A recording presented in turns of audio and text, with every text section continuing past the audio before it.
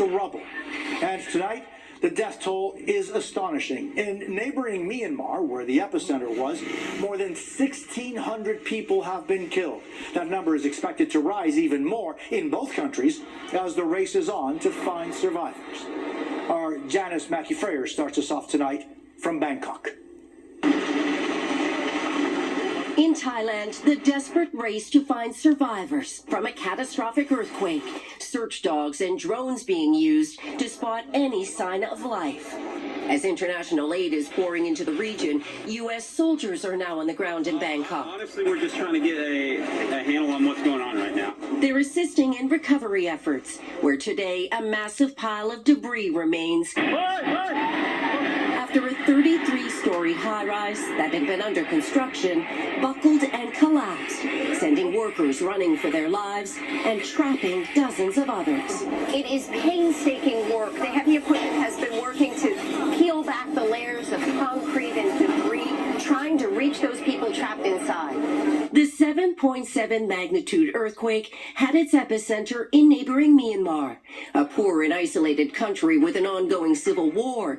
State television today announcing the death toll there is now greater than 1,600 people.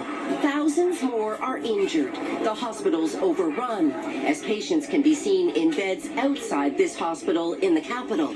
On Friday, President Trump pledging U.S. assistance in the region. It's terrible what's happened. It's a real bad one, and we will be helping. In Thailand, family and friends of the missing construction workers are desperate for any news. Leaders are promising to continue recovery efforts. We always have hope. We work tirelessly. The earthquake that had this man clinging to the side of a building for dear life and water cascading from a rooftop has other survivors still recounting their luck. I was in my hotel and I was very scared because everything started shaking and I've never experienced something like it. Here in Bangkok, the fuller picture of the devastation is still coming into focus. And Janice joins us from Bangkok. Janice, how widespread does the destruction there appear to be? Well, Jose, they've been continuing to work through the night on the scene behind me, but the destruction in Myanmar is far more wide scale and not a lot of information. The electricity and internet have been down. There's also heavy censorship. But the sense is that even as international aid is pouring in, there are logistical challenges in trying to get it to the people who actually need it. Jose? Janice Mackey-Freyer in Bangkok, thank you. Here at home, emergency crews are on the scene of a small plane crash in Minnesota. It comes after a separate incident, a close call at Reagan National Airport in Washington, not far from where that deadly passenger jet crashed 2 months ago.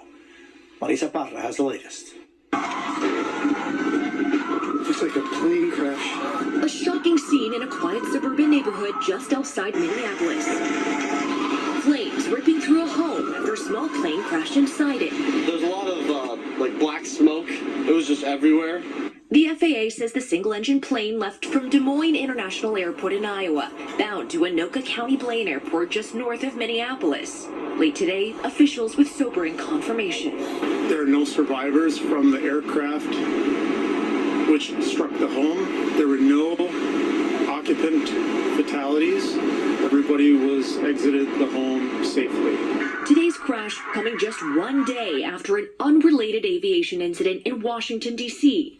This time, a near miss with a Delta passenger plane cleared for takeoff at Reagan National Airport as 4 military jets flew nearby. The Delta Airbus, bound for Minneapolis with 136 people on board, came dangerously close to one of the jets. There are actual aircraft about 500 feet below us as we came off of DCA. Got 500 feet in front of us. The near miss prompted a swift alert in the Delta cockpit called a resolution advisory, which warns pilots to make maneuvers to avoid dangerous flight paths. Anytime an airplane receives a TCAS resolution advisory, it's a serious situation. Now it's up to the investigators to find out just how close those 2 aircraft came and why they got that close. But the close call coming 2 months after that deadly mid-air collision between a commercial plane and a military helicopter in the same airspace near Reagan National, raising new scrutiny and a new investigation. Marisa Parra, NBC News. And now to our exclusive interview with President Trump, speaking to NBC News, defending his national security advisor and defense secretary over their bombshell group chat about a U.S. military strike. It comes as Defense Secretary Pete Hegseth also faces new questions about meetings with his wife attending. We'll have more on an interview with the president in a moment, but first, here's Yamiche Alcindor. Arriving in Japan for a World War II memorial service